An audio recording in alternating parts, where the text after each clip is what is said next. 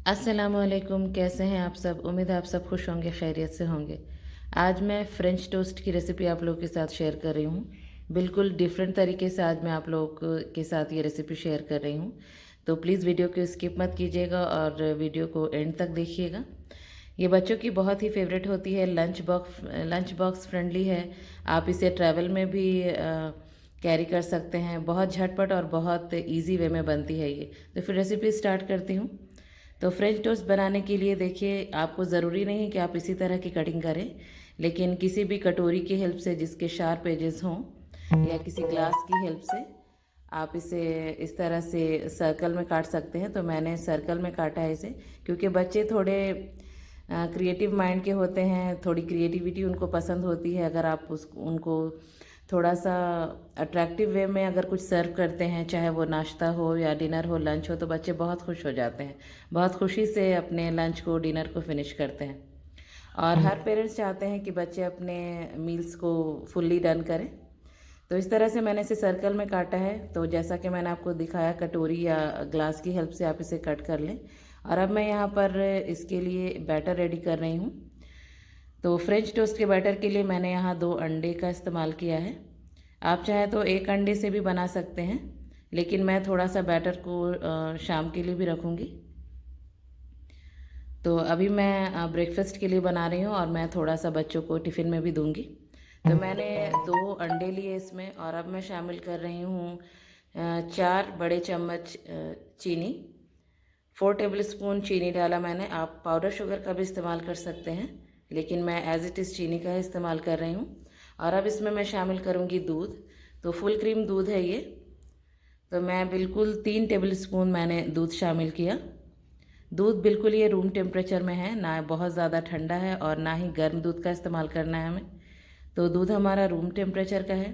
तो अब एक विस्क की हेल्प से हमें इसे बहुत अच्छे से विस्क करना है। तो इस तरह से मैं कुकिंग के दौरान कुछ इंपॉर्टेंट टिप्स और ट्रिक्स आप लोगों के साथ शेयर करती हूँ। तो प्लीज़ वीडियो को स्किप ना किया करें, जिससे फिर बहुत इंपॉर्टेंट टिप्स आप लोगों से मिस हो सकती हैं। तो ये फ्रेंच टोस्ट बाहर से बहुत ही क्रिस्पी और अंदर से बहुत स्पंजी बने, तो उसके लिए ये बहुत इंपॉर्टेंट टिप्स है कि आपको अंडे के इस बैटर को बहुत अच्छे से विस्क की हेल्प से विस्क करना है, जब तक हमारा बैटर फ्रॉथी नहीं हो जाता। देखिए, इस तरह का हमें झाग चाहिए बैटर में। तो बहुत अच्छे से मैंने कंटिन्यूसली विस्क की हेल्प से इसे विस्क किया है। और अब हमारा बैटर बिल्कुल फ्रॉथी हो गया है। तो हमारा मिक्सचर रेडी है। मैंने मिक्सचर को साइड कर दिया है। तो अब मैंने यहाँ पर ग्रिल पैन लिया है, जो कि मेरे सेक्शन बने हुए सर्कल में ही। मैंने इसलिए भी सर्कल में ही काटा था, क्योंकि मेरे बच्चे थोड़े क्रिएटिव माइंड के ज़्यादा हैं अल्हम्दुलिल्लाह। तो उन्हें थोड़ी नई नई वर्जन करके मैं देती हूँ, तो वो बहुत खुशी से अपने मील को फुल्ली डन कर लेते हैं। तो आप भी ऐसा चाहते हैं तो थोड़ी सी आर्ट तो हमें दिखानी ही होगी कुकिंग में। तो इस तरह से मैंने सर्कल शेप का ग्रिल पैन लिया है और मैं घी का इस्तेमाल कर रही हूँ ब्रेड को टोस्ट करने के लिए। तो आप चाहे तो रिफाइंड ऑयल का भी इस्तेमाल कर सकते हैं। तो यहाँ पर मैं थोड़ा थोड़ा घी पहले डाल रही हूँ सेक्शन में, और घी डालने के बाद अब मैं इसे ब्रश की हेल्प से थोड़ा स्प्रेड कर लूँगी।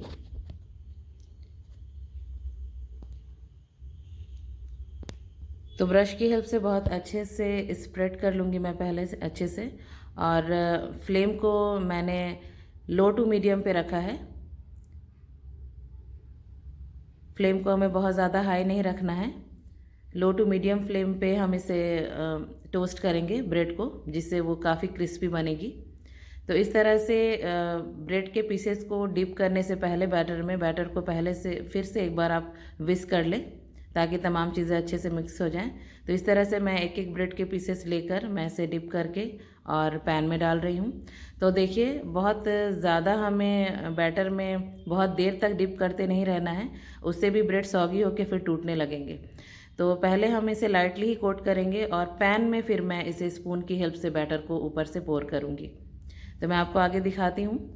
तो इस तरह से मैंने सारे ब्रेड के पीसेस पैन में ऑलरेडी डाल दिए हैं। अब मैं एक स्पून की हेल्प से थोड़ा थोड़ा बैटर लूँगी और ब्रेड के ऊपर पोर करूँगी, ताकि इससे क्या होगा कि नीचे से बिल्कुल हल्की हल्की फ्लेम लग रही है पैन में, तो इससे वो क्रिस्प भी होगी। और जब मैं बैटर ऊपर से डाल रही हूँ तो इससे ये काफ़ी स्पंजी बनेंगे। तो इस तरह से आप ट्राई करके देखिए, आपको खुद पता चल जाएगा इंशाल्लाह कि ये फ्रेंच टोस्ट बाहर से बहुत ही क्रिस्पी और अंदर से बहुत ही स्पंजी बनते हैं। तो इस तरह से मैंने देखिए 2-2 टीस्पून मैंने फिर से बैटर इसके ऊपर पोर कर दिया है बहुत अच्छे से, और फ्लेम हमारा लो टू मीडियम पे ही है, फ्लेम को हमें हाई नहीं करना है। तो इस तरह से बहुत जल्दी ही हमें स्पैचुला नहीं टच करना है। मैंने थोड़ी देर के बाद ही स्पैचुला टच किया है। देखिए बहुत अच्छे से ग्रिल मार्क्स आए हैं इसमें, इसलिए मैंने ग्रिल पैन का इस्तेमाल किया है। तो आपके पास हो तो आप ग्रिल पैन का इस्तेमाल करें, बहुत अच्छा लुक आता है उसमें फ्रेंच टोस्ट का। अदरवाइज़ आप सिंपल पैन में भी ऐसे बना सकते हैं। तो इस तरह से देखिए मैंने एक बार इसे फ्लिप कर दिया है, बहुत अच्छा ग्रिल मार्क्स आया है, बहुत अच्छा कलर आया है। तो अब एक बार हमें फ्लिप करने के बाद मैं इस पर ऑयल का ब्रश करूँगी, घी का, सॉरी मैं घी अप्लाई कर रही हूँ, आप चाहें तो रिफाइंड ऑयल का इस्तेमाल कर सकते हैं। तो इस प्रोसेस को हमें 2 से 3 बार, हमें इस प्रोसेस को 2 बार रिपीट करना है, सॉरी 2 से 3 बार नहीं, सिर्फ 2 बार रिपीट करना है हमें। ऐसे आप 2 से 3 बार भी अगर इसे रिपीट करेंगे तो ये ज़्यादा क्रिस्पी बनेगी। तो इस तरह से मैंने घी का ब्रश कर दिया है और अब फिर से मैं इसे फ्लिप करूँगी। तो इस तरह से इसी प्रोसेस को मैं 2 से 3 बार रिपीट करूँगी, जिससे फ्रेंच टोस्ट बहुत ही क्रिस्पी करारे बनते हैं और अंदर से बहुत ही स्पंजी बनते हैं, क्योंकि मैंने स्पून की हेल्प से बैटर थोड़ा थोड़ा ऊपर पोर किया था। तो इस तरह से मैंने दूसरी बार भी फ्लिप कर लिया है फ्रेंच टोस्ट को, और अब फिर से मैं इस पर घी का ब्रश कर रही हूँ।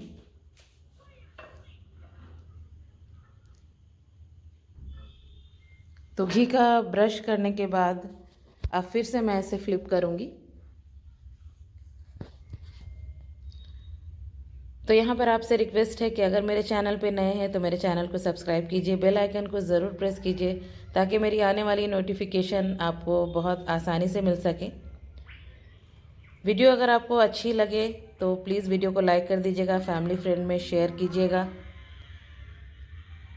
तो इस तरह से मैंने दूसरी बार भी घी का ब्रश करके इसे फ्लिप कर दिया था और ये देखिए बहुत क्रिस्पी बनी है। तो इस तरह से हमारा पहला बैच रेडी हो गया है, मैंने इसे डिश आउट कर दिया है। तो अब इसी पैन में मैं फिर से ब्रश से जो भी घी है उसे स्प्रेड कर लूँगी। थोड़ी सी घी ऑलरेडी पैन में है, आप देख सकते हैं।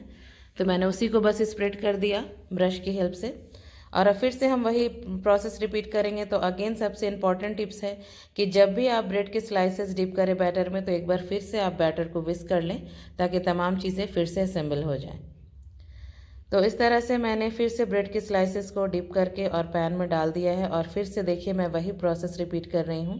फिर से मैं स्पून की हेल्प से मैंने बैटर को डाला ऊपर से ताकि ये फ्रेंच टोस्ट ज़्यादा स्पंजी बने। तो इस तरह से फिर से मैं घी का ब्रश लगा रही हूँ, और घी के ब्रश लगाने के बाद फिर से मैं 1 मिनट के बाद मैंने फिर से फ्लिप कर दिया है और फिर से मैं घी का ब्रश अप्लाई कर रही हूँ। तो इस तरह से प्रोसेस आप 2 से 3 बार रिपीट कर सकते हैं, मर्ज़ी आपकी है। मैंने 2 ही बार प्रोसेस को रिपीट किया है। आप 2 से 3 बार भी करेंगे तो बहुत अच्छी क्रिस्पी और करारी बनेगी, लेकिन अगर आपको बहुत ज़्यादा सॉफ्ट पसंद है तो आप इस प्रोसेस को सिर्फ 1 ही बार रिपीट कर सकते हैं। तो इस तरह से देखिए कुछ ही देर में हमारे दूसरे बैच भी रेडी हो गए हैं फ्रेंच टोस्ट। मैंने फ्लेम को बंद कर दिया है और अब मैं इसे डिश आउट कर ले रही हूँ। देखिए कितना प्यारा कलर आया है, और ग्रिल मार्क्स की वजह से फ्रेंच टोस्ट का लुक बहुत अच्छा आया है। बच्चे इस तरह का बहुत पसंद करते हैं।